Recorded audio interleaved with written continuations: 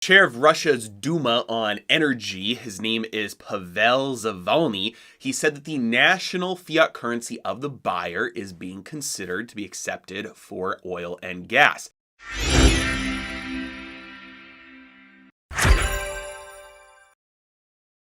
What's up, everybody? My name is Joe Brown. This is the Heresy Financial Show, and in a not so surprising turn of events, Russia recently announced that it is considering opening up its payments for oil and gas to other currencies, to the national currency of the buyer, and in addition to that, both gold and Bitcoin. And so today we are going to discuss again why this is not really that surprising. Number one, in light of everything that's going on today, like with all the sanctions, but number two, in light of these long-term historical cycles with the rise and fall of empires, global powers, and global reserve currencies. And number three, what this potentially means for the future, the near future of the global financial system and global reserve currencies. Ready? Let's dive in.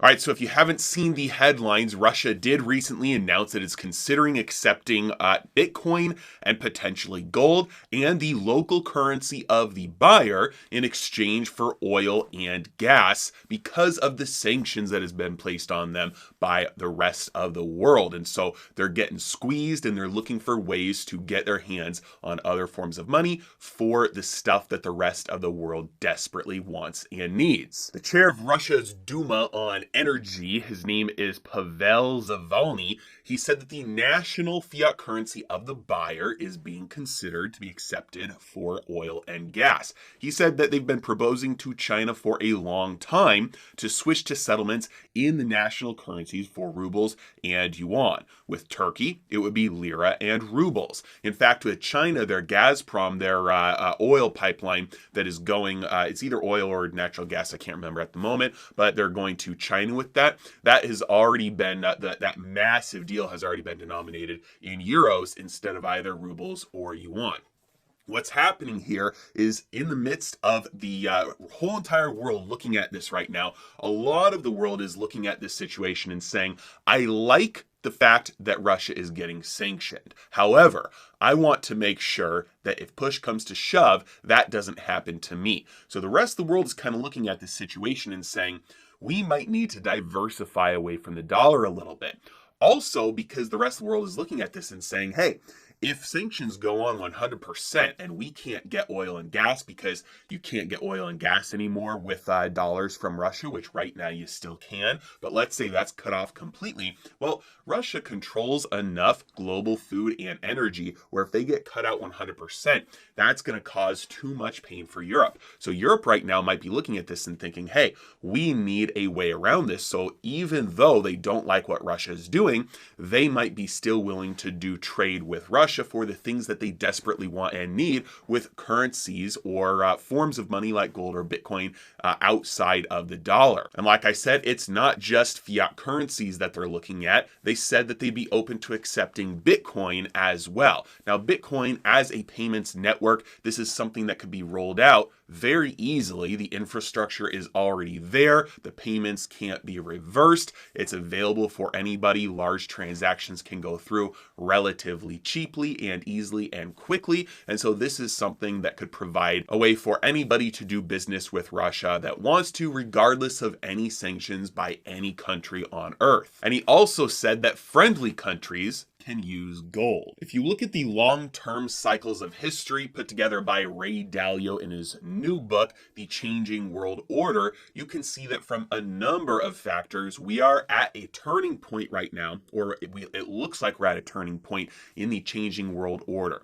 Both from a time cycle perspective, we're nearing the end of the United States being the global reigning superpower, but also from a number of indicators that indicate whether a country is rising or falling.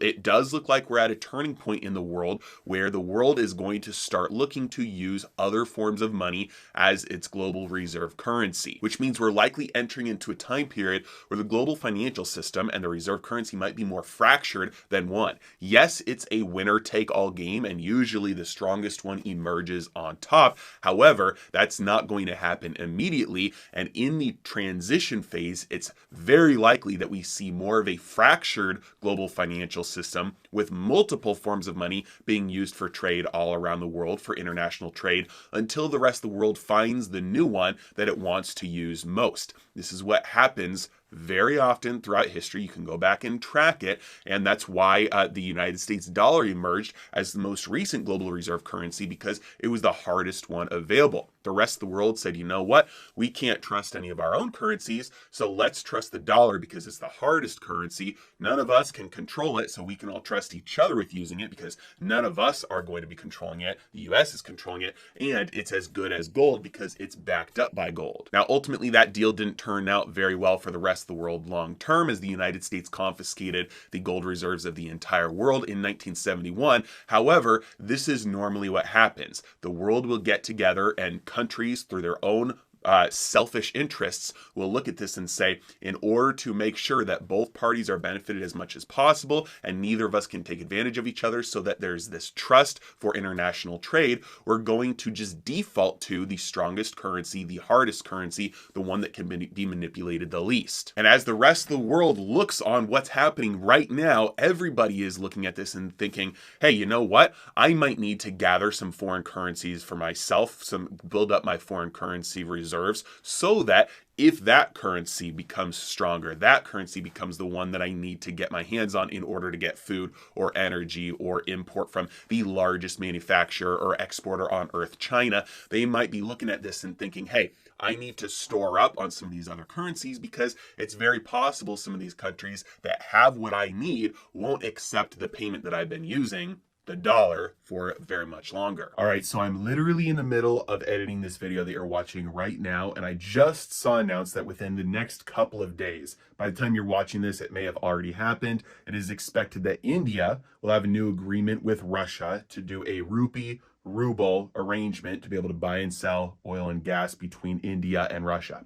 Now, keep in mind, between India and China, you're basically looking at half the world's population. Not quite, but close. And also keeping in mind that much of Africa is aligned heavily with China, and certain countries in Africa within the next 50 years will have more people than China. Just looking at the raw demographics, the number of people involved in these changing alliances. Ray Dalio always says the changing world order. These are big deals, and it might, who knows, we'll look back and look and see if these sanctions are effective. They'll be effective at something, that's for sure. And the question is, are they going to be effective at cutting people off from using the dollar, which is going to force potentially the rest of the world into using something else instead, and potentially speed up the demise of the dollar instead of keep it on top for longer. We'll see. So we'll see what happens. Ultimately, we do have to wait and see whether this results in countries having to stock up on gold and use it for trade, or at least denominate the prices of what's being traded in gold, whether countries start using Bitcoin as payments in order to get around sanctions. We'll see at this point. Nothing has happened. It's all just talk, but the rest of the world is on notice right now and looking around and thinking, what do we need to do to make sure that we're not subject to these sanctions at some point in the future, make sure we're set and we have what we need to get what we want and need should the time come. The only thing that is certain is that the dollar's reign is coming to an end. As always, I really appreciate you guys. Thanks so much for watching. Have a great day.